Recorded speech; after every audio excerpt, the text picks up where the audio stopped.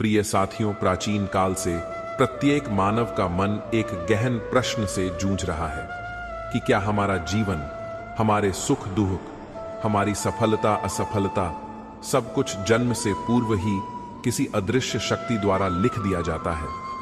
क्या हम नियति के हाथों की कठपुतलियां हैं या हमारे कर्म हमारे भाग्य का निर्माण करते हैं। दोस्तों, यह कहानी है दो ऐसी आत्माओं की, अवंती और रामू की, जिनके जीवन की यात्रा हमें इस शाश्वत प्रश्न के विभिन्न पहलुओं पर विचार करने को विवश करेगी। उनकी कहानी जो प्राचीन भारत की धूल भरी पगडंडियों और सादे जीवन के बीच पनपी है, और इस कहानी से हमें यह सीखने को मिलेगा कि कैसे परिस्थितियां व्यक्ति को चुनौती देती है और कैसे मनुष्य का संकल्प, प्रेम और कर्म उन चुनौतियों को अवसरों में बदल सकता है।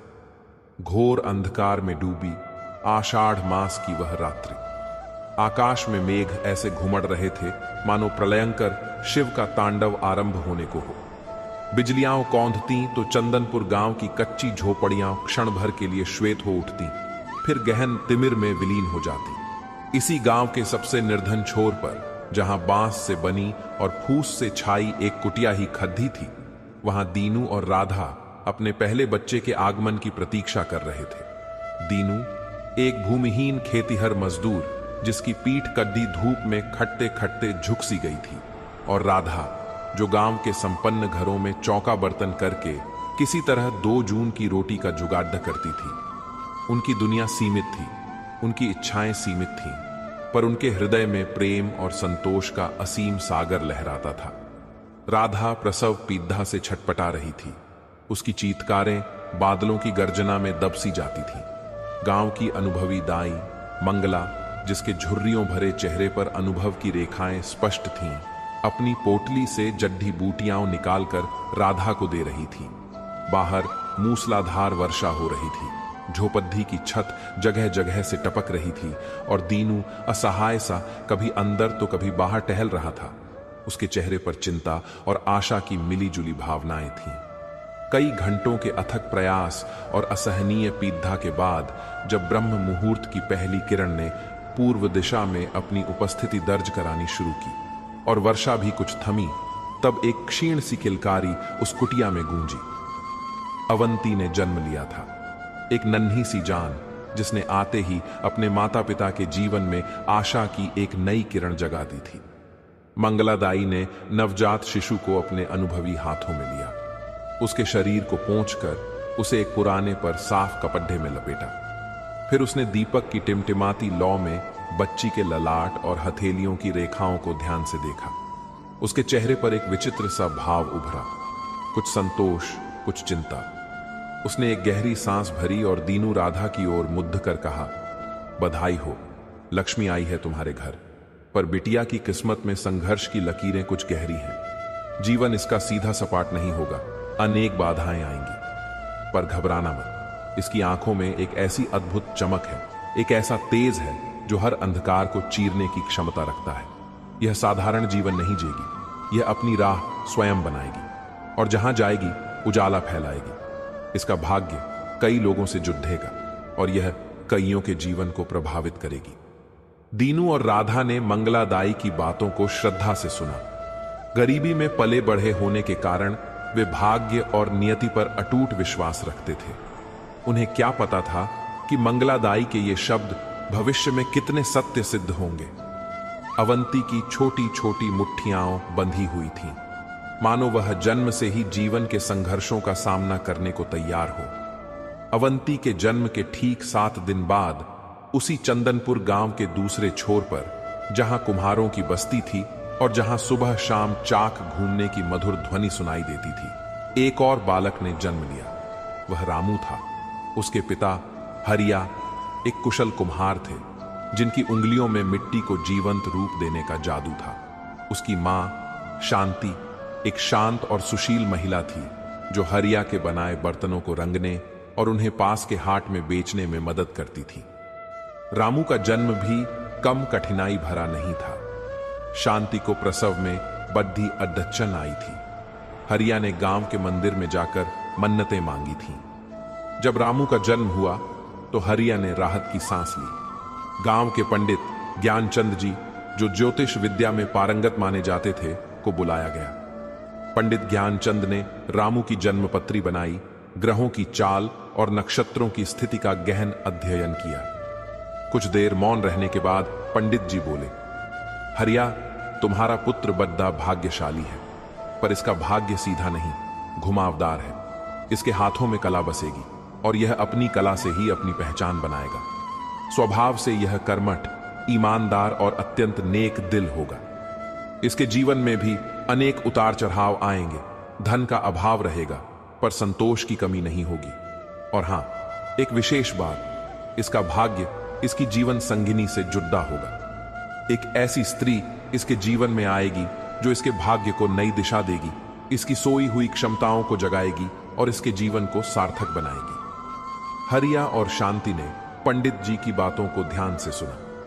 उन्हें प्रसन्नता हुई कि उनका पुत्र कलावान और नेक दिल होगा, पर उतार चढ़ाव और जीवन संगिनी द्वारा भाग्य परिवर्तन की बात उन्हें कुछ उलझन में डाल गई। इस प्रकार चंदनपुर की धरती पर लगभग एक ही समय दो ऐसी आत्माओं ने जन्म लिया जिनके जीवन एक दूसरे से अनजाने में ही सही, पर गहराई से जुड़ने वाले थे। क्या यह मात्र एक संयोग था या उस परम सत्ता की कोई पूर्व नियोजित योजना, जिसके रहस्य को समझ पाना मानव बुद्धि के परे था? गांव के बड्ढे बूढ़े कहते थे कि जब विशेष आत्माएं धरती पर आती है तो प्रकृति भी संकेत देती है। अवंती के जन्म के समय की घनघोर वर्षा और रामू के जन्म के समय खिली धूप को लोग अपने अपने ढंग से शुभ अशुभ संकेतों से जोड़ रहे थे। मित्रों, अब अवंती जैसे जैसे बद्धी होने लगी, गरीबी की कठोर वास्तविकता उसके चारों ओर स्पष्ट होती गई। उसकी झोपड़ी में न तो खिलौने थे, न अच्छे कपड़े और न ही भरपेट भोजन का आश्वासन, पर उसकी मां राधा ने उसे अभावों में भी खुश रहना और संतोष करना सिखाया। राधा उसे पौराणिक कथाएं सुनाती, जिनमें नायकों के संघर्ष और उनकी अंतिम विजय का वर्णन होता। ये कथाएं अवंती के कोमल मन पर गहरा प्रभाव डालती। जब अवंती 5 साल की हुई तो वह अपनी मां के साथ दूसरों के घरों में जाने लगी। उसकी मां जहां चौका बर्तन करती, अवंती एक कोने में चुपचाप बैठी रहती और अपनी जिज्ञासु आंखों से उस घर की साज सज्जा, लोगों के व्यवहार और उनकी बातों को देखती सुनती। वह देखती कि कुछ घरों में रेशमी पर्दे, चांदी के बर्तन और स्वादिष्ट पकवानों की सुगंध होती थी, जबकि उसकी अपनी झोपड़ी में मिट्टी के बर्तन, फटे चीथड़े और सूखी रोटी ही नसीब होती थी। उसके बाल मन में प्रश्न उठते कि मां, वे लोग इतने अमीर क्यों हैं और हम इतने गरीब क्यों? क्या भगवान सबके साथ एक जैसा व्यवहार नहीं करते? राधा अपनी बेटी के इन मासूम सवालों का क्या जवाब देती? वह बस इतना कहती, बेटी, यह सब कर्मों का लेखा जोखा है। पिछले जन्मों के कर्म इस जन्म में फल देते हैं। हमें बस अपना कर्म करते रहना चाहिए, ईमानदारी और मेहनत से। भगवान देर सवेर सबकी सुनते हैं। अवंती में पढ़ने की अद्भुत ललक थी। गांव में कोई औपचारिक पाठशाला तो नहीं थी, पर मंदिर के पुजारी पंडित ज्ञानचंद कुछ बच्चों को बरगद के पेड्डीज के नीचे बैठाकर अक्षर ज्ञान और गिनती सिखाते थे। अवंती अपनी मां से जिद करके वहां जाने लगी। उसकी ग्रहण शक्ति तीव्र थी। वह जल्द ही अक्षर पहचानने और छोटे छोटे शब्द पढ़ने लगी। यह देखकर दीनू और राधा को गर्व होता, पर वे चिंतित भी रहते कि एक गरीब लड़की पढ़ लिखकर क्या करेगी। उसका भविष्य तो चूल्हा चौका ही है। अवंती केवल किताबी ज्ञान तक सीमित नहीं थी, वह प्रकृति से भी सीखती थी। वह खेतों में पिता के लिए रोटी ले जाती, रास्ते में रंग बिरंगी तितलियों के पीछे भागती, चिद्दियों की चहचहाहट सुनती और पैधों से बातें करती। वह अक्सर गांव के बाहर बहने वाली छोटी सी नदी के किनारे घंटों बैठी रहती, पानी की कलकल ध्वनि सुनती और आकाश में तैरते बादलों को देखती। उसके मन में असीम कल्पनाएं जन्म लेती। वह साहसी भी थी। गांव के लड़कों के साथ मिलकर पैद पर चढ़ने, इमली तोड़ने या नदी में तैरने में वह कभी पीछे नहीं रहती। उसकी इन्हीं विशेषताओं के कारण कुछ लोग उसे लड्डकों जैसी कहते, तो कुछ उसकी निडरता की प्रशंसा करते। एक घटना उसके बचपन की अमिट स्मृति बन गई। गांव में एक बार एक मदारी आया था जो बंदर और भालू का नाच दिखाता था। सभी बच्चे खुश होकर तालियां बजा रहे थे, पर अवंती ने देखा कि मदारी भालू को चाबुक से पीट रहा था और भालू की आंखों में दर्द था। उसका कोमल हृदय द्रवित हो उठा। उसने साहस करके मदारी से कहा, इसे मारो मत, इसे दर्द होता है। मदारी हंसा और उसे डांट कर भगा दिया। उस रात अवंती सो नहीं पाई। जानवरों के प्रति यह करुणा उसके स्वभाव का अभिन्न अंग बन गई। उधर रामू का बचपन भी अभावों में, पर अपने पिता की कला के सान्निध्य में बीत रहा था। जब वह थोड़ा बद्दा हुआ तो अपने पिता हरिया को चाक पर मिट्टी को आकार देते हुए घंटों देखता रहता। मिट्टी की सौंधी खुशबू उसे बहुत भांति थी। उसके छोटे छोटे हाथ मिट्टी को छूने के लिए मचलते। वह पिता की नजर बचाकर बची हुई मिट्टी से छोटे छोटे खिलौने, दिए और पशु पक्षियों की आकृतियां बनाता। उसकी बनाई आकृतियां भले ही बेडौल होती, पर उनमें एक अजीब सी जीवंतता झलकती थी। हरिया अपने बेटे के इस शौक को देखकर कभी खुश होता तो कभी चिंतित। वह सोचता, कुम्हार का काम बड्डा कठिन है। दिन रात मेहनत करो तब जाकर कहीं 2 पैसे मिलते हैं। मैं नहीं चाहता कि मेरा बेटा भी इसी गरीबी में फंसा रहे। वह रामू से कहता, बेटा मिट्टी में क्या रखा है, थोड़ा पराच लिख ले तो शायद कोई अच्छी नौकरी मिल जाए।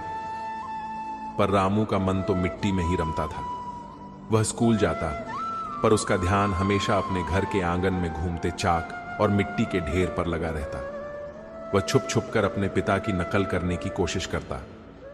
कई बार मिट्टी का लोंदा चाक से गिर जाता, बर्तन टेढ़े मेढ़े बन जाते, पर वह हार नहीं मानता। शांति अपने बेटे की इस लगन को समझती थी। वह चुपके से उसे अच्छी मिट्टी और कुछ सरल औजार लाकर देती और उसे प्रोत्साहित करती। रामू स्वभाव से शांत और अंतर्मुखी था। वह अपनी भावनाओं को शब्दों से अधिक अपनी कला के माध्यम से व्यक्त करता था। जब वह खुश होता तो उसके बनाए बर्तनों में एक विशेष चमक और सुंदरता आ जाती। जब वह दुखी होता तो मिट्टी भी उसके हाथों में आकार लेने से मना कर देती। एक बार गांव में बद्धा मेला लगा। हरिया अपने बनाए बर्तन बेचने ले गया। रामू भी साथ था। उसने देखा कि दूसरे कुम्हारों के बर्तन कितने आकर्षक और रंग बिरंगे थे। उसके मन में भी वैसे ही सुंदर बर्तन बनाने की इच्छा जागी। मेले में उसने एक कठपुतली का नाच देखा जिसमें राजा रानी की कहानी थी। वह इतना प्रभावित हुआ कि घर आकर उसने मिट्टी से राजा रानी की छोटी छोटी मूर्तियां बना डाली। हरिया ने जब उन मूर्तियों को देखा तो वह आश्चर्यचकित रह गया। उनमें एक अद्भुत आकर्षण था। उसने पहली बार महसूस किया कि उसके बेटे में सचमुच कोई विशेष प्रतिभा है। मित्रों, चंदनपुर में हर वर्ष चैत्र मास में देवी मां का बड्ढा मेला लगता था। दूर दूर से लोग आते, दुकानें सजती, झूले लगते। बच्चों के लिए यह सबसे बड़ा आकर्षण होता। उस वर्ष भी मेला लगा था। अवंती, जो अब लगभग 10 साल की हो चुकी थी, अपनी मां राधा के साथ मेला घूमने आई थी। उसकी आंखों में कौतूहल था। वह हर दुकान पर रुकती, रंग बिरंगी छूतियां, मिट्टी के खिलौने और मिठाइयां देखती। राधा के पास इतने पैसे नहीं थे कि वह अवंती की हर फरमाइश पूरी कर सके, पर वह अपनी बेटी को खुश देखना चाहती थी। एक दुकान पर मिट्टी के बहुत सुंदर खिलौने सजे थे। नाचता हुआ मोर, मुस्कुराता हुआ हाथी, बांसुरी बजाता कान्हा। अवंती की नजर एक छोटे से पर बहुत ही कलात्मक ढंग से बने मिट्टी के हिरण पर टिक गई। उसके शरीर पर सफेद बिंदियां थीं और सींग सुनहरे रंग से रंगे थे।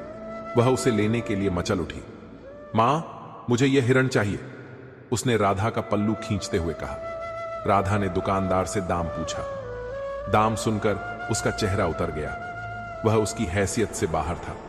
उसने अवंती को समझाने की कोशिश की। बेटी, यह बहुत महंगा है, हम इसे नहीं ले सकते। अवंती की आंखों में आंसू छलक आए। उसका मन उदास हो गया। तभी दुकान के पीछे से एक लड्ढिका निकला, जिसकी उम्र भी अवंती के आसपास ही होगी। वह रामू था, जो अपने पिता हरिया की मदद कर रहा था। उसने अवंती की उदासी और उसकी आंखों में हिरण के लिए ललक देखी। उसका बाल मन भी द्रवित हो उठा।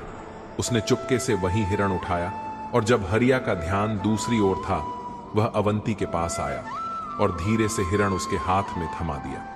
यह रख लो, मेरे पिताजी ने ऐसे बहुत सारे बनाए हैं, उसने शर्माते हुए कहा। और वापस दुकान में चला गया। अवंती आश्चर्य से कभी हिरण को देखती, कभी उस लड डीएचके की पीठ को। उसके चेहरे पर कृतज्ञता और खुशी की लहर दौड़ ढह गई। राधा भी यह देखकर बहुत ही ज्यादा हैरान थी। उसने रामू को धन्यवाद देना चाहा, पर वह जा चुका था। प्रिय दोस्तों, यह अवंती और रामू की पहली मुलाकात थी, भले ही अनकही और क्षणिक। दोनों के मन में एक दूसरे की एक धुंधली सी छवि अंकित हो गई। क्या यह भी नियति का ही कोई खेल था, जो भविष्य की एक बद्धी कहानी की नींव रख रहा था? उस मिट्टी के हिरण ने अनजाने में ही दो कोमल हृदयों के बीच एक अदृश्य सेतु का निर्माण कर दिया था। अवंती उस हिरण को अपने प्राणों से भी अधिक सहेज कर रखती। वह उसके लिए सिर्फ एक खिलौना नहीं, बल्कि एक अनमोल स्मृति बन गया था। समय का चक्र अपनी गति से घूमता रहा। अवंती अब 16 वर्ष की एक समझदार और संवेदनशील युवती बन चुकी थी। गरीबी ने उसके तन पर भले ही साधारण वस्त्र डाले थे, पर उसकी आंखों में ज्ञान की ज्योत और आत्मनिर्भरता की चमक स्पष्ट दिखाई देती थी।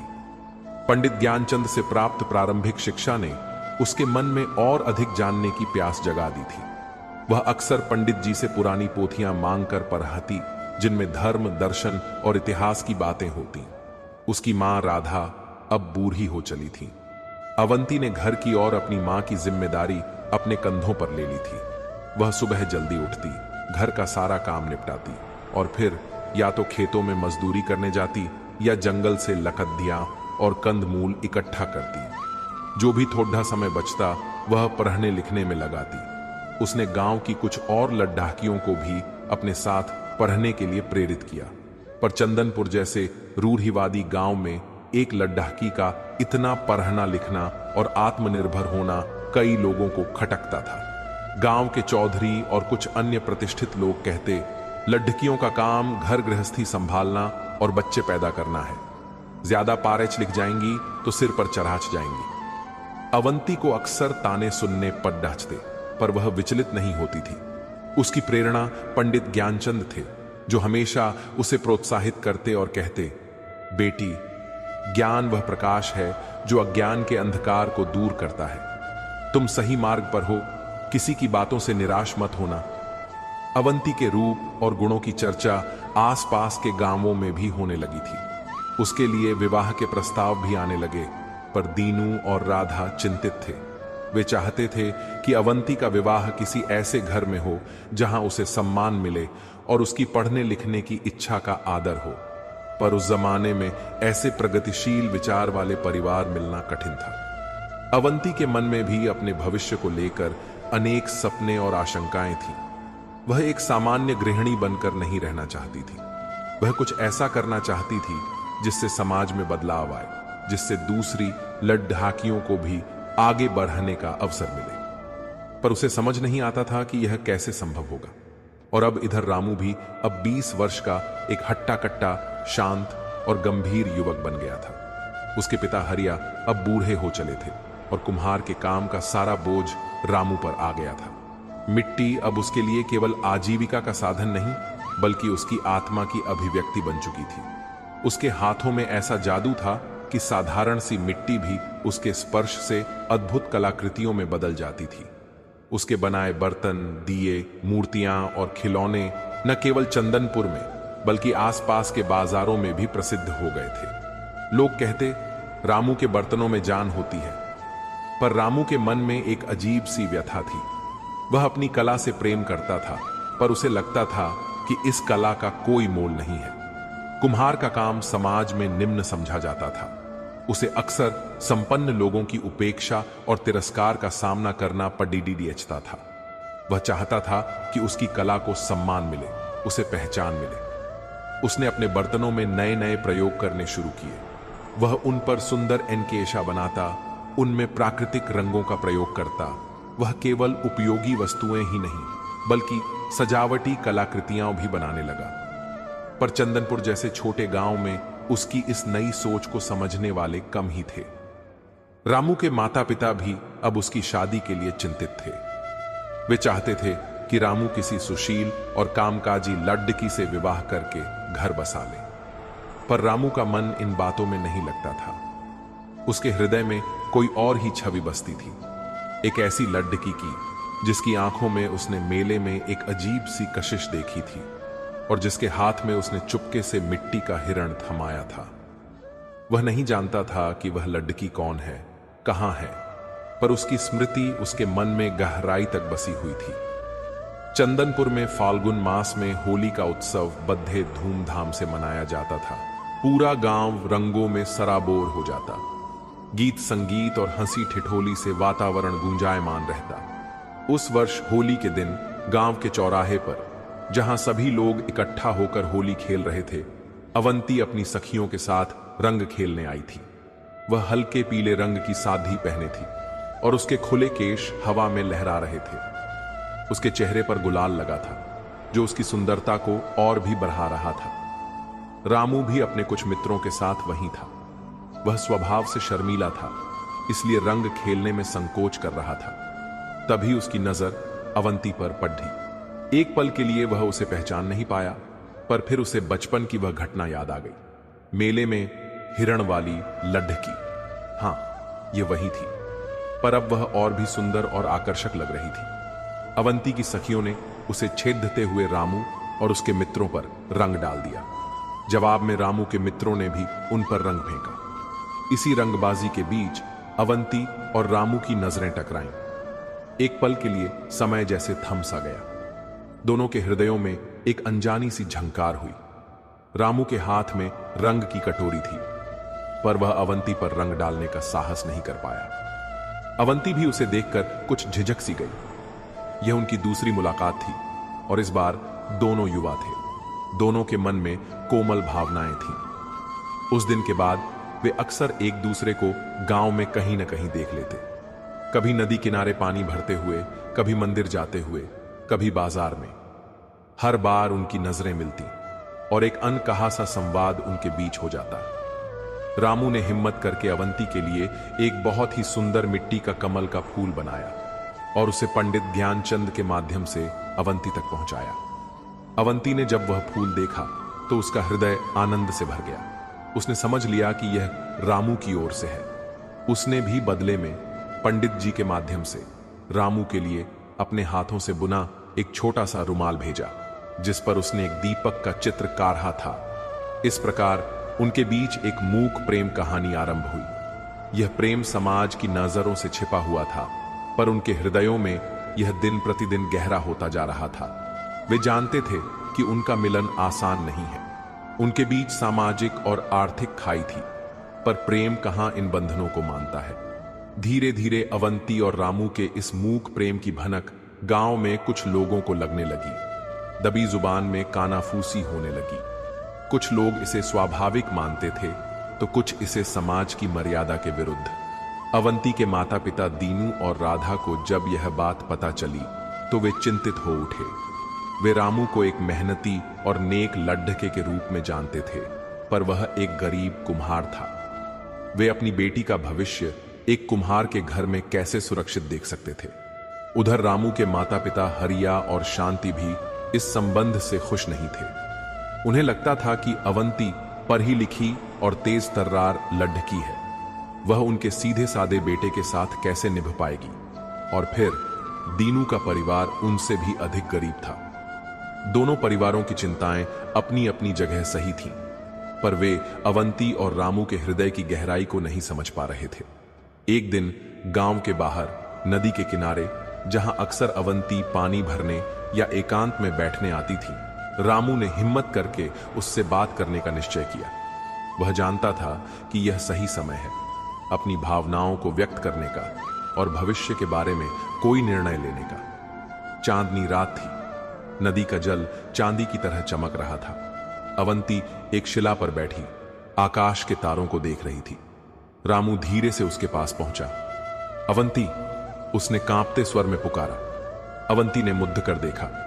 रामू को अपने इतने करीब पाकर उसका हृदय धक धक उठा। रामू, तुम यहां? हां अवंती, मुझे तुमसे कुछ बहुत जरूरी बात करनी है, रामू ने कहा और फिर एक गहरी सांस लेकर बोला, अवंती, मैं जानता हूं कि हमारे बीच बहुत अंतर है।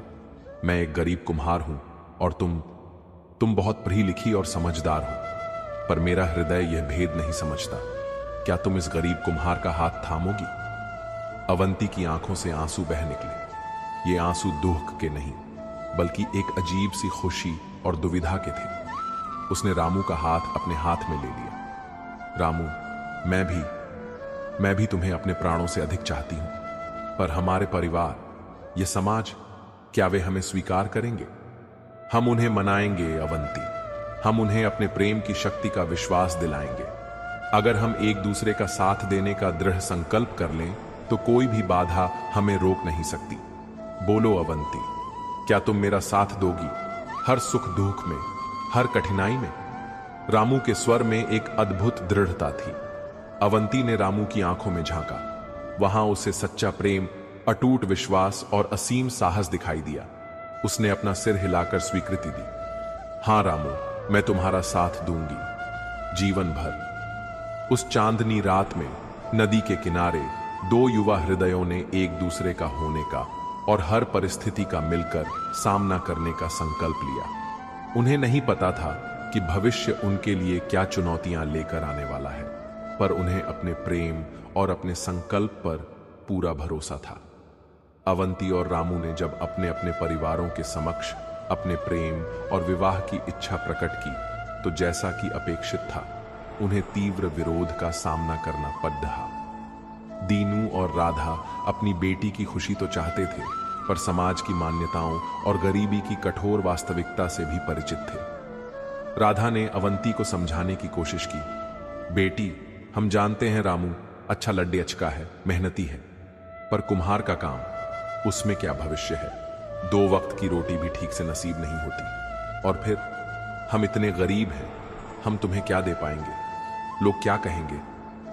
दीनू, जो स्वभाव से शांत था, उसने भी चिंता व्यक्त की। अवंती, हमने तुम्हें पढ़ाया लिखाया इस उम्मीद में कि तुम्हारा जीवन हमसे बेहतर होगा, पर तुम तो। उसकी आवाज भर्रा गई। अवंती ने धैर्यपूर्वक अपने माता पिता को समझाया। मां, पिताजी, मैं जानती हूं आप मेरी चिंता करते हैं, पर सच्चा सुख धन दौलत में नहीं, बल्कि प्रेम और संतोष में है। रामू मेहनती है, उसके हाथों में कला है। हम दोनों मिलकर मेहनत करेंगे और अपनी गृहस्थी को सुखी बनाएंगे। और रही बात समाज की, तो समाज की बातें तो बदलती रहती हैं, हमें अपने दिल की सुननी चाहिए। उधर रामू के घर भी यही स्थिति थी। हरिया ने गुस्से में कहा, रामू, तू पागल हो गया है क्या? वह लड्डू की पर ही लिखी है, उसके सपने बद्दे होंगे। वह हमारी इस टूटी फूटी झोपड़ी में कैसे खुश रहेगी? और फिर दीनू का परिवार, उनके पास तो खाने को दाने नहीं हैं, हम क्या उनसे रिश्ता जोड़ देंगे? शांति ने भी अपने बेटे को समझाने की कोशिश की। बेटा, बराबरी का रिश्ता ही ठीक रहता है। अवंती, अच्छी लड्डू है, पर वह हमारे घर के माहौल में ढल नहीं पाएगी। रामू ने अपने माता पिता के चरणों में सिर रखकर कहा, पिताजी, मां, अवंती जैसी लड्डू की किस्मत वालों को मिलती है। वह केवल सुंदर और पढ़ी लिखी ही नहीं, बल्कि समझदार और नेक दिल भी है। वह मेरे जीवन को, मेरी कला को नई दिशा दे सकती है। हम मिलकर हर मुश्किल का सामना कर लेंगे। कृपया आप हमारे प्रेम को स्वीकार कर लीजिए। कई दिनों तक दोनों परिवारों में तनाव का माहौल रहा। गांव में भी यह बात चर्चा का विषय बन गई। कुछ लोग अवंती और रामू के साहस की प्रशंसा करते, तो कुछ उन्हें कुलनाशक और मर्यादा भंजक कहते। गांव के चौधरी ने भी दोनों परिवारों को बुलाकर समझाने की कोशिश की कि यह विवाह समाज के नियमों के विरुद्ध है और इससे गांव की प्रतिष्ठा धूमिल होगी। यह अवंती और रामू के प्रेम की पहली बद्धी अग्नि परीक्षा थी। वे निराश नहीं हुए। उन्होंने एक दूसरे का हौसला बनाए रखा। वे जानते थे कि उन्हें अपने प्रेम को सिद्ध करना होगा, न केवल शब्दों से, बल्कि अपने आचरण और संकल्प से। अवंती ने रामू के माता पिता से जाकर बात की। उसने बड़ी विनम्रता और समझदारी से उन्हें विश्वास दिलाया कि वह उनके घर को अपना समझेगी, उनकी हर आज्ञा का पालन करेगी और रामू के साथ मिलकर उनकी कला को आगे बढ़ाने में मदद करेगी। उसकी बातों में इतनी सच्चाई और ईमानदारी थी कि हरिया और शांति का हृदय कुछ पिघला। उधर रामू ने दीनू और राधा से मिलकर उन्हें वचन दिया कि वह अवंती को हमेशा खुश रखेगा, उसकी हर इच्छा का सम्मान करेगा और उसे कभी किसी चीज की कमी नहीं होने देगा, भले ही इसके लिए उसे दिन रात मेहनत करनी पड़े। पंडित ज्ञानचंद ने भी इस मामले में मध्यस्थता की। उन्होंने दोनों परिवारों को समझाया कि प्रेम जाति पाति और अमीरी गरीबी के बंधनों से परे होता है। उन्होंने अवंती और रामू के गुणों का बखान किया और कहा कि यह ज्योति ईश्वर द्वारा ही बनाई गई है। धीरे धीरे दोनों परिवारों का विरोध कम होने लगा। अवंती और रामू के अटूट प्रेम, उनके धैर्य और पंडित ज्ञानचंद के प्रयासों ने अपना रंग दिखाया। आखिरकार दोनों परिवारों ने भारी मन से पर अपनी संतानों की खुशी के लिए इस विवाह के लिए अपनी स्वीकृति दे दी। विवाह की तिथि निश्चित हो गई। चंदनपुर में यह एक अनोखा विवाह था। एक पढ़ी लिखी पर गरीब लडी डाहकी का एक कलावान पर गरीब कुम्हार से। न कोई धूम धड़ाका था, न कोई शानो शौकत। एक अत्यंत सादे समारोह में गांव के मंदिर में देवी मां के समक्ष अवंती और रामू ने एक दूसरे को वरमाला पहनाई और अग्नि के 7 फेरे लेकर जन्म जन्मांतर के साथी बन गए। अवंती ने लाल रंग की वह साधी पहनी थी जो उसकी मां ने बद्धे जतन से उसके लिए बचाकर रखी थी। उसके हाथों में मेहंदी रची थी और आंखों में भविष्य के सुनहरे सपने।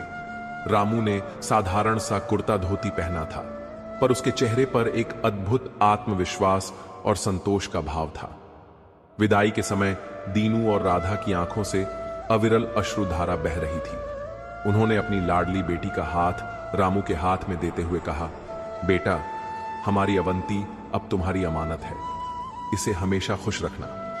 अवंती रोते हुए अपने बाबुल के घर से विदा हुई और रामू के साथ उसकी छोटी सी कुटिया की ओर चल पड़ी ही।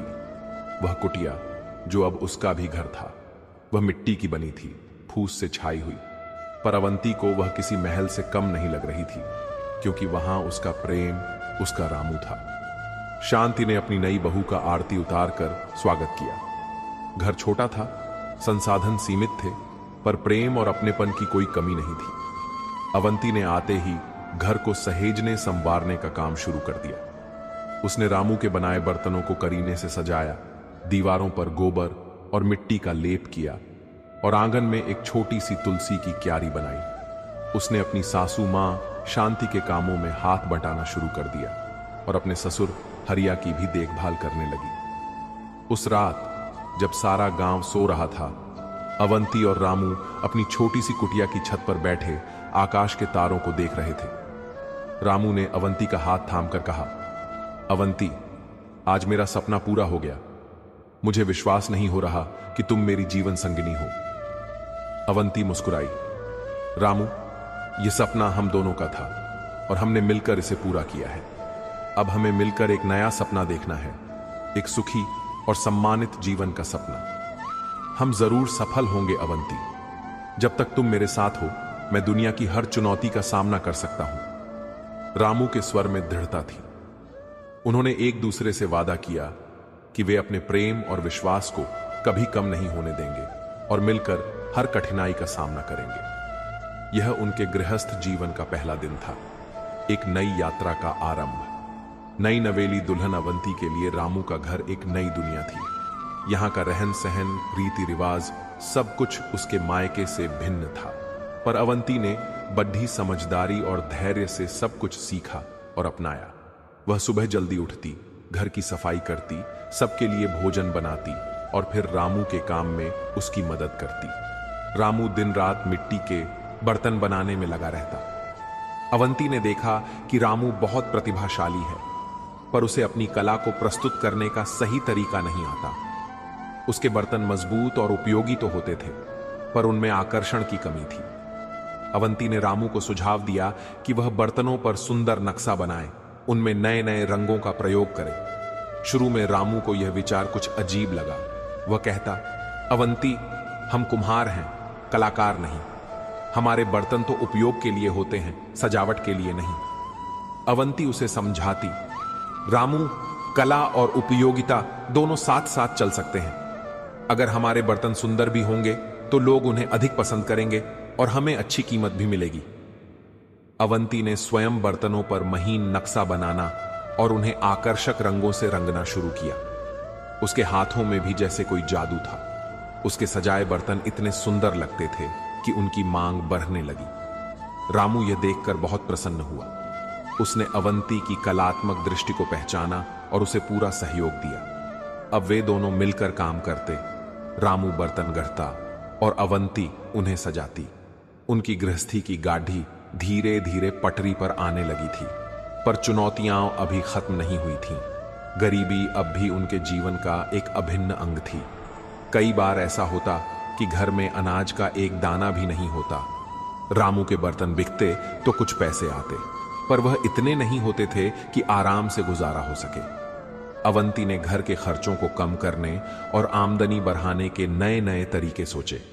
उसने घर के पिछवाड़े एक छोटी सी सब्जी की क्यारी बनाई, जिससे उन्हें ताजी सब्जियां मिलने लगी। उसने कुछ मुर्गियां भी पाल ली, जिनसे अंडे मिल जाते थे। वह बचे हुए समय में पास के खेतों में मजदूरी करने भी जाती, या जंगल से लकड़ियां और औषधीय जद्दी बूटियां इकट्ठा करके उन्हें बाजार में बेचती। रामू अपनी पत्नी की इस मेहनत और समझदारी को देखकर अभिभूत था। वह सोचता कि अवंती सचमुच लक्ष्मी का रूप है, जो उसके जीवन में आकर सब कुछ संवार रही है। उनके बीच प्रेम और सम्मान और भी गहरा होता गया। वे एक दूसरे के सुख दुख के साथी थे, एक दूसरे की प्रेरणा थे। गांव के लोग भी अवंती की बुद्धिमानी, उसकी कर्मठता और उसके मधुर स्वभाव की प्रशंसा करने लगे थे। जो लोग पहले उनके विवाह का विरोध करते थे, वे भी अब उनकी जोधी को सराहते थे। शांति और हरिया भी अपनी बहू से बहुत प्रसन्न थे। उन्हें लगता था कि अवंती के आने से उनके घर में रौनक आ गई है। पर अवंती केवल अपने घर परिवार तक ही सीमित नहीं थी। उसके मन में समाज के लिए, विशेषकर गांव की अन्य महिलाओं के लिए कुछ करने की इच्छा थी। वह देखती थी कि गांव की अधिकांश महिलाएं अशिक्षित हैं, अपने अधिकारों से अनभिज्ञ हैं और घरेलू हिंसा तथा सामाजिक कुरीतियों का शिकार है। उसका मन उनके लिए कुछ करने को छटपटाता था। यह उसके जीवन का एक नया संघर्ष था, एक नई चुनौती थी, जिसके लिए वह धीरे धीरे स्वयं को तैयार कर रही थी। मित्रों, मंगलादाई की भविष्यवाणी, यह अपनी राह स्वयं बनाएगी और जहां जाएगी उजाला फैलाएगी, अब साकार होने की दिशा में अग्रसर थी। अवंती का जीवन केवल एक साधारण गृहिणी का जीवन नहीं था, बल्कि वह एक बड़े उद्देश्य की ओर बढ़ रही थी। अवंती के प्रोत्साहन और सहयोग से रामू की कला में अद्भुत निखार आने लगा था।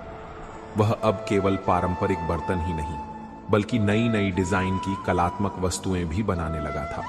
सुंदर फूलदान, कलात्मक दिए, देवी देवताओं की आकर्षक मूर्तियां और बच्चों के लिए मनमोहक खिलौने। अवंती उन पर इतनी खूबसूरती से रंग भरती और इंक्षा करती कि वे जीवंत हो उठते। उनकी कला की ख्याति चंदनपुर से निकलकर आसपास के गांवों और कस्बों तक पहुंचने लगी थी। मेलों में उनके स्टॉल पर सबसे अधिक भीड़भाड़ होती थी। लोग उनके बनाए बर्तनों और मूर्तियों को ऊंचे दामों पर खरीदने को तैयार रहते थे। रामू को अब अपनी कला पर गर्व होने लगा था। उसे वह सम्मान मिलने लगा था जिसके लिए वह हमेशा तरसता था। एक बार पास के बड्ढे शहर में एक हस्तकला प्रदर्शनी का आयोजन हुआ। पंडित ज्ञानचंद ने रामू और अवंती को उस प्रदर्शनी में भाग लेने के लिए प्रेरित किया। शुरू में रामू कुछ झिझका। उसे लगा कि शहर के बड्ढे कलाकारों के सामने उसकी कला फीकी पड्डी से लेच जाएगी, पर अवंती ने उसका हौसला बढ़ाया। रामू, तुम्हारी कला में सच्चाई है, मिट्टी की खुशबू है, यह लोगों को जरूर पसंद आएगी। हमें कोशिश तो करनी ही चाहिए। उन्होंने अपने सबसे अच्छे बर्तनों और मूर्तियों का चयन किया और शहर की ओर चल पड़े। प्रदर्शनी में देश भर से आए बड्ढे बड्ढे कलाकार अपनी कलाकृतियों का प्रदर्शन कर रहे थे। रामू और अवंती का स्टॉल छोटा और साधारण था, पर उनकी कलाकृतियों में एक अद्भुत आकर्षण था। प्रदर्शनी के मुख्य अतिथि, जो एक प्रसिद्ध कला समीक्षक और संग्राहक थे, घूमते घूमते रामू के स्टॉल पर आए। उनकी नजर रामू द्वारा बनाई गई एक मां और शिशु की मूर्ति पर पड़ ढी। वह मूर्ति मिट्टी की बनी थी, पर उसमें इतनी जीवंतता और भावनाएं थीं कि कला समीक्षक उसे देखते ही रह गए। उन्होंने रामू और अवंती से उनकी कला के बारे में विस्तार से पूछा। वे उनकी सादगी, उनकी लगन और उनकी कला की मौलिकता से बहुत प्रभावित हुए। उस प्रदर्शनी में रामू की मां और शिशु की मूर्ति को प्रथम पुरस्कार मिला। यह उनके लिए एक बहुत बड़ा सम्मान था। अखबारों में उनकी कला की प्रशंसा हुई। कई बड़े कला संग्राहकों ने उनसे संपर्क किया और उनके काम के लिए ऑर्डर दिए। चंदनपुर लौटने पर गांव वालों ने उनका भव्य स्वागत किया। रामू अब केवल एक कुम्हार नहीं, बल्कि एक सम्मानित कलाकार बन चुका था। यह सब अवंती के प्रेम, प्रेरणा और सहयोग से ही संभव हुआ था। रामू जानता था कि अवंती उसके जीवन में न आई होती तो उसकी कला शायद कभी इतनी ऊंचाई तक नहीं पहुंच पाती। पंडित ज्ञानचंद के शब्द, इसका भाग्य इसकी जीवन संगिनी से जुड़ा होगा, ये बिल्कुल सत्य सिद्ध हो रहे थे। रामू की सफलता से घर की आर्थिक स्थिति में सुधार होने लगा था। अब उन्हें 2 वक्त की रोटी के लिए संघर्ष नहीं करना पड़ता था। पर अवंती का मन अभी भी शांत नहीं था। वह देखती थी कि चंदनपुर में, विशेषकर महिलाओं की स्थिति में, कोई विशेष सुधार नहीं हुआ है। अशिक्षा, अंधविश्वास, बाल विवाह और घरेलू हिंसा जैसी समस्याएं अभी भी व्याप्त थीं। अवंती ने निश्चय किया कि वह इन समस्याओं के विरुद्ध आवाज उठाएगी। उसने सबसे पहले गांव की महिलाओं को शिक्षित करने का बीड़ा उठाया। उसने अपने घर के आंगन में एक छोटी सी पाठशाला शुरू की, जहां वह गांव की लड़कियों और युवा महिलाओं को अक्षर ज्ञान, गिनती और स्वास्थ्य तथा स्वच्छता संबंधी बातें सिखाती थी। शुरू में उसे बहुत विरोध का सामना करना पड़ा। कई परिवारों ने अपनी बेटियों और बहुओं को उसकी पाठशाला में भेजने से मना कर दिया। उन्हें डर था कि PRH लिखकर लड़कियां बिगड़ जाएंगी और घर के काम में ध्यान नहीं देंगी। गांव के कुछ रूढ़िवादी पुरुषों ने भी अवंती का मजाक उड़ाया और उसे मास्टरनी कहकर चिढ़ाया। पर अवंती ने हार नहीं मानी। वह घर घर जाकर महिलाओं को समझाती, उन्हें शिक्षा के महत्व के बारे में बताती। उसने पंडित ज्ञानचंद और अपने ससुर हरिया का भी सहयोग लिया, जो गांव में सम्मानित व्यक्ति थे। धीरे धीरे कुछ महिलाएं उसकी पाठशाला में आने लगीं। अवंती केवल किताबी ज्ञान ही नहीं, बल्कि उन्हें आत्मनिर्भर बनने के गुर भी सिखाती थी। उसने उन्हें सिलाई कढ़ाई, अचार मुरब्बे बनाना और मिट्टी के छोटे मोटे खिलौने बनाना सिखाया, ताकि वे कुछ पैसे कमा सकें और अपने पैरों पर खड़ी हो सकें। उसने गांव में एक महिला मंडल का गठन किया, जिसका उद्देश्य महिलाओं की समस्याओं को सुनना, उनका समाधान खोजना और उन्हें उनके अधिकारों के प्रति जागरूक करना था। इस मंडल के माध्यम से उन्होंने गांव में कई सामाजिक कुरीतियों जैसे बाल विवाह और दहेज प्रथा के विरुद्ध अभियान चलाया। यह काम आसान नहीं था।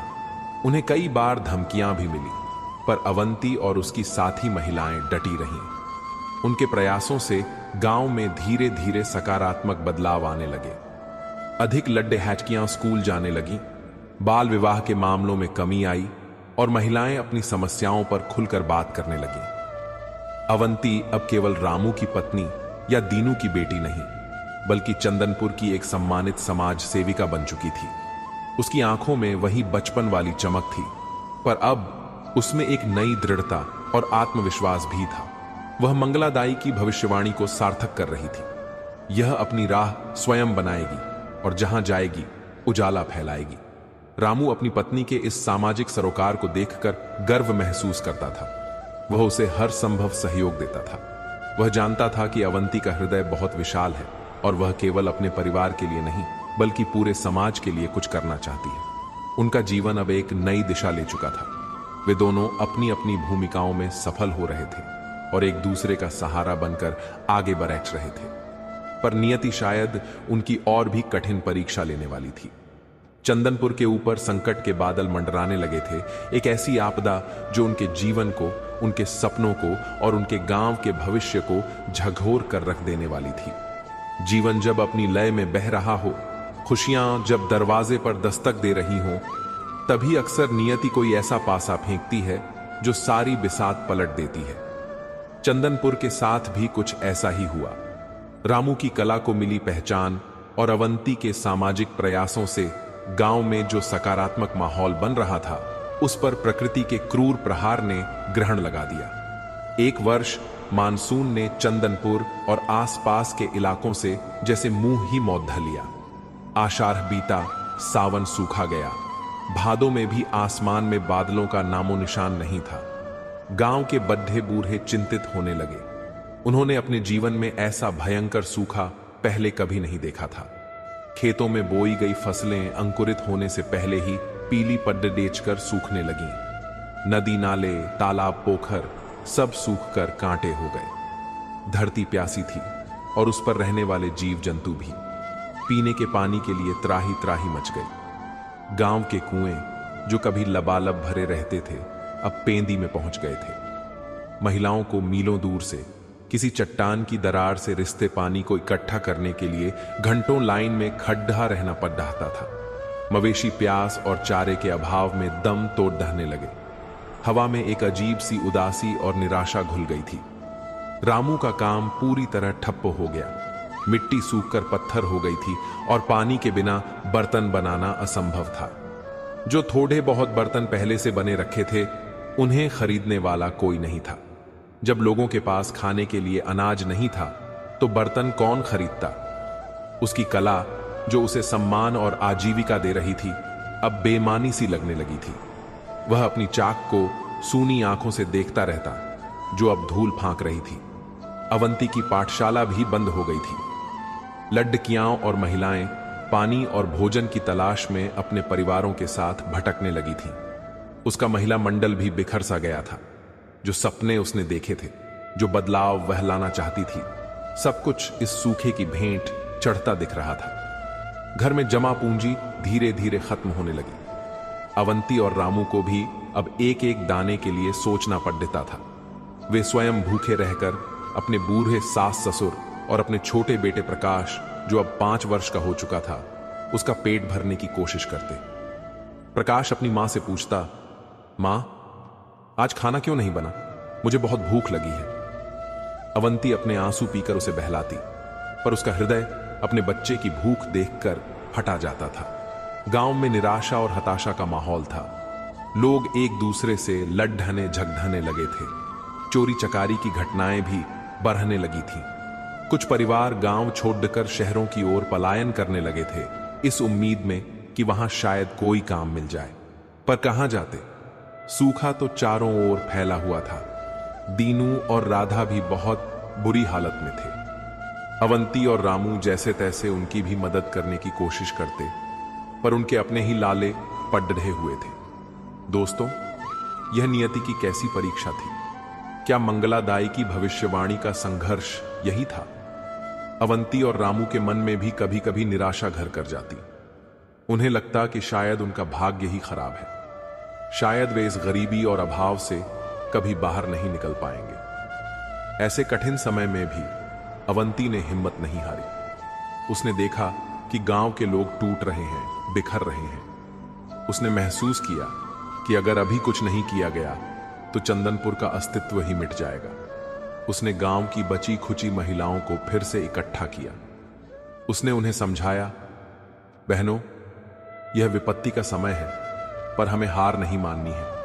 अगर हम हिम्मत हार गए तो हमारे बच्चे कैसे जिएंगे? हमें एक दूसरे का सहारा बनना होगा, मिलकर इस संकट का सामना करना होगा। उसके नेतृत्व में महिलाओं ने गांव के आसपास के जंगलों में जाकर कंदमूल, जंगली फल और पत्तियां इकट्ठा करना शुरू किया। जो भी थोड़ा बहुत मिलता, वे उसे आपस में बांट लेती। उन्होंने गांव के पुराने सूखे पड्ढे कुओं को फिर से गहरा खोदने की कोशिश की, इस उम्मीद में कि शायद कुछ पानी मिल जाए। अवंती रात रात भर जागकर अपने बेटे प्रकाश के लिए कुछ खाने का जुगाड़ करती।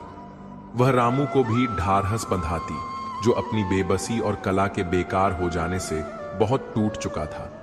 रामू को लगता था कि वह एक अच्छा पति और पिता नहीं बन पाया, जो अपने परिवार का पेट भी नहीं भर सकता।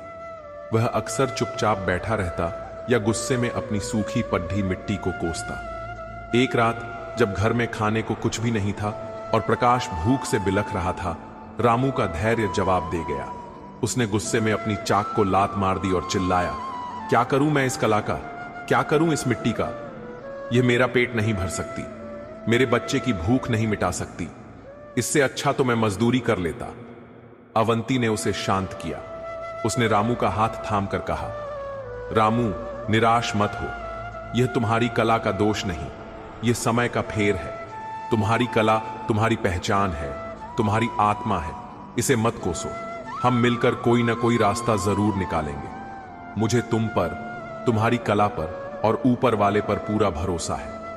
अवंती के शब्दों में इतनी शांति और विश्वास था कि रामू का गुस्सा कुछ कम हुआ, पर उसके मन का द्वंद्व अभी शांत नहीं हुआ था।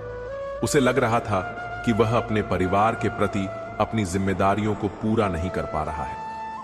मित्रों, दिन बीतते जा रहे थे और सूखे की स्थिति और भी भयावह होती जा रही थी। गांव में अब भूख से मौतें भी होने लगी थीं।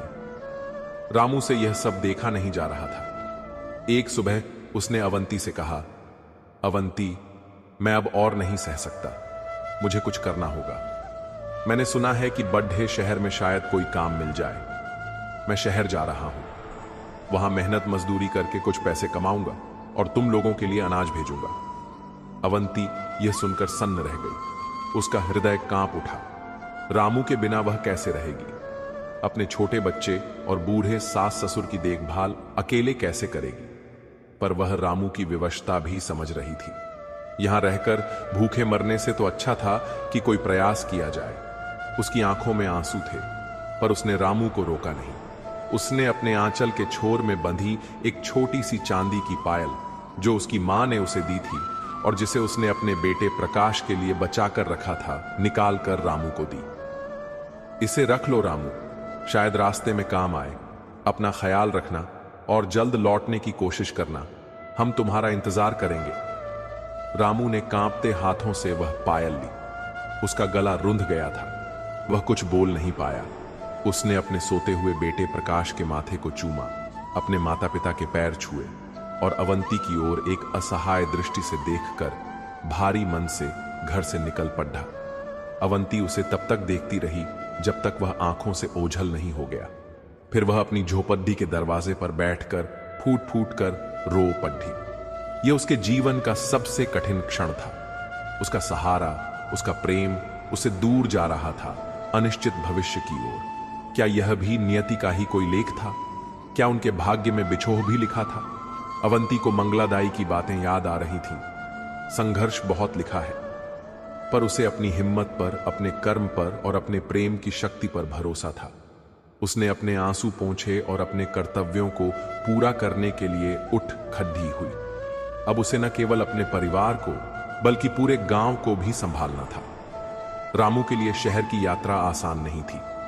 उसके पास न तो पैसे थे, न खाने का सामान। वह पैदल ही चल पड़ था। रास्ते में जो भी थोड़ा बहुत काम मिलता वह कर लेता, जिससे उसे एक आध रोटी नसीब हो जाती। कई रातें उसने भूखे पेट पेड़ के नीचे या किसी मंदिर के बरामदे में बिताई। शहर उसके लिए एक बिल्कुल नई और अनजान दुनिया थी।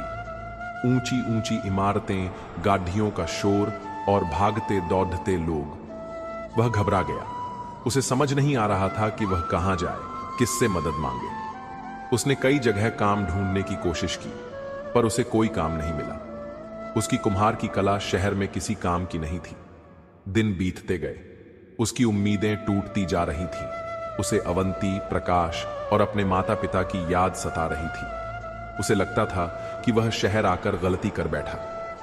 एक दिन निराश और हताश वह एक निर्माणाधीन इमारत के पास बैठा था। उसने देखा कि मजदूर पत्थर तोड़ डाच रहे हैं, ईंटें ढो रहे हैं। उसने हिम्मत करके वहां के ठेकेदार से काम मांगा। ठेकेदार ने उसे ऊपर से नीचे तक देखा और कहा, तुम क्या काम कर सकोगे? यह कुम्हार का काम नहीं है, यहां पत्थर तोड़ने पड़ते हैं। रामू ने गिद्ध गिद्धाते हुए कहा, साहब, मैं कोई भी काम कर लूंगा। मुझे काम की बहुत जरूरत है। मेरे गांव में सूखा पड़दा है, मेरा परिवार भूखा है। ठेकेदार को शायद उस पर दया आ गई। उसने रामू को पत्थर तोड़ने के काम पर रख लिया। काम बहुत कठिन था। सुबह से शाम तक भारी हथौड़े से पत्थर तोड़ने पड़ाते थे। रामू के हाथों में छाले पड़ गए। शरीर थक कर चूर हो जाता था, पर वह लगा रहा। उसे हर शाम कुछ मजदूरी मिल जाती थी, जिससे वह रूखी सूखी रोटी खाकर गुजारा कर लेता था और थोड़े पैसे बचाने की कोशिश करता था ताकि वह गांव भेज सके। वह अक्सर रात में अपनी मिट्टी की कला को याद करके रोता। उसे लगता कि वह अपनी आत्मा से दूर हो गया है, पर फिर उसे अवंती का चेहरा याद आता, उसकी हिम्मत, उसका विश्वास, और वह फिर से नए संकल्प के साथ काम में जुट जाता। इधर गांव में अवंती अपने छोटे से बेटे प्रकाश के साथ अकेले ही संघर्ष कर रही थी। उसने अपने बूढ़े सास ससुर की सेवा में कोई कमी नहीं आने दी। वह गांव की अन्य महिलाओं के साथ मिलकर जैसे तैसे गुजारा कर रही थी। रामू की कोई खबर न मिलने से वह बहुत चिंतित रहती थी, पर उसने उम्मीद नहीं छोड़ दी थी। वह रोज मंदिर जाकर रामू की सलामती और शीघ्र वापसी के लिए प्रार्थना करती। यह वियोग, यह संघर्ष उनके प्रेम को और भी मजबूत बना रहा था। वे दोनों एक दूसरे से दूर रहकर भी एक दूसरे की शक्ति बने हुए थे। नियति उनकी परीक्षा ले रही थी और वे दोनों अपने अपने मोर्चे पर डटे हुए थे। रामू के जाने के बाद अवंती पर जिम्मेदारियों का पहाड़ टूट पड़ा था। एक ओर अपने बूढ़े बीमार सास ससुर की देखभाल, दूसरी ओर अपने मासूम बेटे प्रकाश का पालन पोषण, और इन सब से ऊपर पूरे गांव की चिंता जो सूखे की मार से त्रस्त था। पर अवंती ने परिस्थितियों के सामने घुटने नहीं टेके। उसके अंदर की अदम्य शक्ति जैसे और भी प्रखर हो उठी थी। उसने गांव की महिलाओं को, जो निराशा और भय में डूबी हुई थीं, फिर से संगठित किया। उसने कहा, बहनों, हमारे पुरुष काम की तलाश में बाहर गए हैं। अब गांव को, अपने बच्चों को और अपने भविष्य को बचाने की जिम्मेदारी हम पर है। हमें रोने या भाग्य को कोसने से कुछ नहीं मिलेगा। हमें मिलकर काम करना होगा। उसके शब्दों में ऐसा तेज और आत्मविश्वास था कि महिलाएं उससे प्रेरित हुईं। अवंती ने उन्हें छोटे छोटे समूहों में बांटा। एक समूह का काम था दूर दराज के उन जल स्रोतों का पता लगाना जहां अभी भी थोड़ा बहुत पानी शेष था, और वहां से पीने का पानी लाना। यह काम बहुत कठिन और खतरनाक था, क्योंकि पानी के लिए अक्सर दूसरे गांवों के लोगों से संघर्ष भी हो जाता था। दूसरे समूह ने जंगल में जाकर खाद्य सामग्री खोजने का जिम्मा लिया। वे कंदमूल, बेर, जंगली सब्जियां और यहां तक कि कुछ विशेष प्रकार की घास भी इकट्ठा करती, जिन्हें उबालकर खाया जा सके। अवंती स्वयं इस समूह का नेतृत्व करती। उसे जंगल की अच्छी जानकारी थी, जो उसने अपने बचपन में पिता के साथ घूमते हुए हासिल की थी। एक तीसरा समूह गांव के बच्चों और बूढ़ों की देखभाल के लिए बनाया गया। वे बच्चों को बहलाते, उन्हें कहानियां सुनाते और बूढ़ों की सेवा करते, ताकि जो महिलाएं पानी या भोजन की तलाश में बाहर जाती थीं, वे निश्चिंत रह सकें। अवंती ने पंडित ज्ञानचंद की मदद से गांव के संपन्न लोगों, जिनके पास अभी भी कुछ अनाज बचा था, उनसे अपील की कि वे गरीबों की मदद करें। शुरू में कुछ लोगों ने आनाकानी की, पर अवंती की तर्कपूर्ण बातों और पंडित जी के नैतिक दबाव के आगे उन्हें झुकना पड़ा। एक सामुदायिक रसोई घर शुरू किया गया, जहां इकट्ठा किए गए अनाज और खाद्य सामग्री से सबके लिए दलिया या खिचड़ी बनाई जाती थी। यह सुनिश्चित किया जाता था कि कोई भी भूखा न सोए, खासकर बच्चे और बीमार। अवंती ने देखा कि सूखे के कारण गांव में बीमारियां भी फैल रही हैं, हैजा, दस्त और त्वचा रोग। उसने अपनी सीमित जानकारी और जंगल से जुटाई जद्दी बूटियों से लोगों का उपचार करना शुरू किया। वह हर झोपड़ी में जाती, बीमारों का हाल पूछती, उन्हें ढाढ़स बंधाती और जो भी संभव होता उनकी मदद करती। उसकी निःस्वार्थ सेवा और करुणा ने गांव वालों का दिल जीत लिया। लोग उसे अवंती मां कहकर पुकारने लगे थे। वह सचमुच पूरे गांव की मां बन गई थी। पर रामू की चिंता उसे हर पल सताती रहती थी। रात में जब सब सो जाते, वह अकेली बैठकर रोती और रामू की कुशलता के लिए प्रार्थना करती। उसे रामू का भेजा कोई संदेश नहीं मिला था। क्या वह ठीक होगा? क्या उसे कोई काम मिला होगा? ये प्रश्न उसे बेचैन करते रहते। पर सुबह होते ही वह अपने आंसू पोंछकर एक नई ऊर्जा के साथ अपने काम में जुट जाती। उसने अपने व्यक्तिगत दुख को सामुदायिक कर्तव्य के आगे छोटा कर दिया था। एक दिन गांव के कुछ लोग जो शहर से लौटे थे, उन्होंने बताया कि शहर में भी हालत बहुत खराब है, काम मिलना मुश्किल है और कई लोग भूख और बीमारी से मर रहे हैं। यह सुनकर अवंती का दिल दहल गया, पर उसने अपनी चिंता किसी पर जाहिर नहीं होने दी। वह जानती थी कि अगर वह हिम्मत हार गई तो पूरा गांव बिखर जाएगा। उधर शहर में रामू पत्थर तोड़ ढेने के कठिन काम में लगा हुआ था। उसके हाथ, जो मिट्टी को सहलाने और उसे सुंदर आकार देने के आदी थे, अब कठोर पत्थर पर हथौड़ा चलाते चलाते लहूलुहान हो जाते थे। पर वह हर चोट को यह सोचकर सह लेता था कि यह उसके परिवार के लिए है, अवंती और प्रकाश के लिए है। वह जिस ठेकेदार के पास काम करता था वह स्वभाव से कठोर पर मन का बुरा नहीं था। उसने रामू की लगन और ईमानदारी को देखा। रामू कभी काम से जी नहीं चुराता था और अपना काम पूरी निष्ठा से करता था। एक दिन जब रामू पत्थर तोड़ डाच रहा था, उसकी नजर एक बड्ढे से पत्थर पर पड़ी जिसका आकार कुछ कुछ हाथी जैसा लग रहा था। उसके अंदर का कलाकार जाग उठा। काम खत्म होने के बाद जब सब मजदूर चले गए, रामू उस पत्थर के पास गया।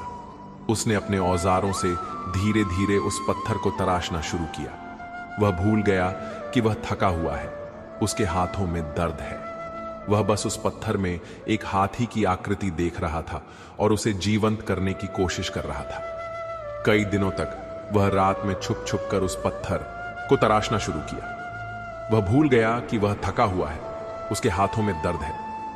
वह बस उस पत्थर में एक हाथी की आकृति देख रहा था और उसे जीवंत करने की कोशिश कर रहा था। कई दिनों तक वह रात में छुप छुप कर उस पत्थर को तराशता रहा। धीरे धीरे उस बेजान पत्थर से एक सुंदर हाथी की मूर्ति उभरने लगी। उसके सूंड की गोलाई, उसके कान का आकार, उसकी आंखों की भंगिमा, सब कुछ इतना सजीव लग रहा था मानो वह अभी चिंगाड़ा उठेगा। एक सुबह जब ठेकेदार काम पर आया तो उसने उस हाथी की मूर्ति को देखा। वह आश्चर्यचकित रह गया। उसने पूछा, यह किसने बनाया? एक मजदूर ने रामू की ओर इशारा कर दिया। ठेकेदार रामू के पास गया और बोला, रामू, मुझे नहीं पता था कि तुम इतने बड्ढे कलाकार हो। यह तो अद्भुत है, तुमने पत्थर में जान डाल दी। रामू शर्मा गया। उसने कहा, साहब, मैं तो मिट्टी का काम करता था, पत्थर का काम तो पहली बार किया है। ठेकेदार ने उसकी पीठ थपथपाई। तुम साधारण मजदूर नहीं हो रामू, तुम्हारे हाथों में जादू है। उस दिन के बाद ठेकेदार ने रामू को पत्थर तोड़ ढाहने के काम से हटाकर मूर्तियां बनाने के काम में लगा दिया। पास ही एक बड़ा मंदिर बन रहा था जिसके लिए पत्थर की मूर्तियों की जरूरत थी। ठेकेदार ने रामू को कुछ पुराने अनुभवी मूर्तिकारों के साथ काम करने का मौका दिया। रामू ने बद्धी लगन और परिश्रम से पत्थर तराशने की कला सीखी। उसके गुरु एक बूढ़े मूर्तिकार जिनका नाम था भीमाचार्य, रामू की प्रतिभा और सीखने की ललक से बहुत प्रभावित हुए। भीमाचार्य ने रामू को मूर्ति कला की बारीकियां सिखाईं, कैसे पत्थर के चरित्र को समझना, कैसे भावों को पत्थर में उतारना और कैसे छेनी हथौड़ी का सही इस्तेमाल करना। रामू के लिए यह एक नया अनुभव था। मिट्टी नरम होती थी, उसे आसानी से कोई भी आकार दिया जा सकता था, पर पत्थर कठोर था, वह अपनी शर्तों पर ही आकार लेता था। पत्थर को तराशने के लिए धैर्य, शक्ति और एकाग्रता की आवश्यकता थी। रामू ने यह सब सीखा। कुछ ही महीनों में रामू पत्थर की सुंदर मूर्तियां बनाने लगा। उसकी बनाई मूर्तियों में एक विशेष आकर्षण होता था, मिट्टी की कला की कोमलता और पत्थर की कला की दृढ़ता का एक अद्भुत संगम। उसकी ख्याति शहर के कला जगत में फैलने लगी। उसे अब अच्छी मजदूरी मिलने लगी थी। उसने कुछ पैसे बचाकर गांव में अवंती के लिए भेजे। वह हर पत्र में अवंती को अपनी कुशलता के बारे में लिखता और उससे वादा करता कि वह जल्द ही लौटेगा। पर उसके मन में एक द्वंद्व अभी भी था। वह अपनी मिट्टी की कला को भूल नहीं पाया था। उसे लगता था कि पत्थर की कला उसे सम्मान और पैसा तो दे रही है, पर उसकी आत्मा तो मिट्टी में ही बसती है। वह अक्सर रात में सपने में देखता कि वह अपनी चाक पर मिट्टी के बर्तन बना रहा है और अवंती उन्हें रंग रही है। लगभग 2 वर्ष बीत गए थे। चंदनपुर में सूखे की स्थिति में थोड़ा सुधार हुआ था। कुछ बारिश हुई थी जिससे लोगों को थोड़ी राहत मिली थी। अवंती के प्रयासों से गांव में सामुदायिक भावना मजबूत हुई थी और लोग मिलकर संकट का सामना कर रहे थे। रामू अब शहर का एक जाना माना मूर्तिकार बन चुका था। उसके पास पैसा था, सम्मान था, पर उसका मन चंदनपुर में अवंती और प्रकाश के पास लगा रहता था। वह जानता था कि अब उसे लौटना होगा। उसने अपनी कला से जो कुछ कमाया था वह उसके गांव और उसके परिवार के लिए था। उसने भीमाचार्य से विदा ली। भीमाचार्य ने उसे आशीर्वाद देते हुए कहा, रामू, तुम जहां भी रहोगे तुम्हारी कला तुम्हारे साथ रहेगी, पर याद रखना असली कलाकार वही है जो अपनी जड्डीयों को नहीं भूलता। रामू ने एक बैलगाड़ी खरीदी, उसमें अनाज, कपड्ढे और अपने बनाए कुछ औजार रखे और चंदनपुर की ओर चल पड़ा। उसका हृदय आनंद और आशंका से भरा हुआ था। वह सोच रहा था कि अवंती कैसी होगी, प्रकाश कितना बड़ा हो गया होगा और गांव वाले उसे पहचानेंगे भी या नहीं। कई दिनों की यात्रा के बाद जब उसने दूर से चंदनपुर की सीमा देखी तो उसकी आंखों में आंसू आ गए। गांव अब भी उजादा सा लग रहा था, पर उसमें एक नई जीवटता भी थी। उसने देखा कि औरतें खेतों में काम कर रही हैं, बच्चे खेल रहे हैं और कुछ घरों की मरम्मत भी हो रही है। जब वह गांव के पास पहुंचा तो सबसे पहले उसे प्रकाश दिखाई दिया, जो अब 7 साल का हो चुका था और अपने दोस्तों के साथ खेल रहा था। रामू ने उसे आवाज दी, प्रकाश। प्रकाश ने मुद्दा कर देखा। पहले तो वह रामू को पहचान नहीं पाया, क्योंकि रामू अब पहले जैसा दुबला पतला नहीं रहा था और उसके चेहरे पर शहर की थकान और अनुभव की छाप थी। पर फिर उसने रामू की आंखों में वही प्यार और अपनापन देखा और वह पिताजी कहकर दौड़कर रामू से लिपट गया। रामू ने अपने बेटे को गोद में उठा लिया और उसे चूमने लगा।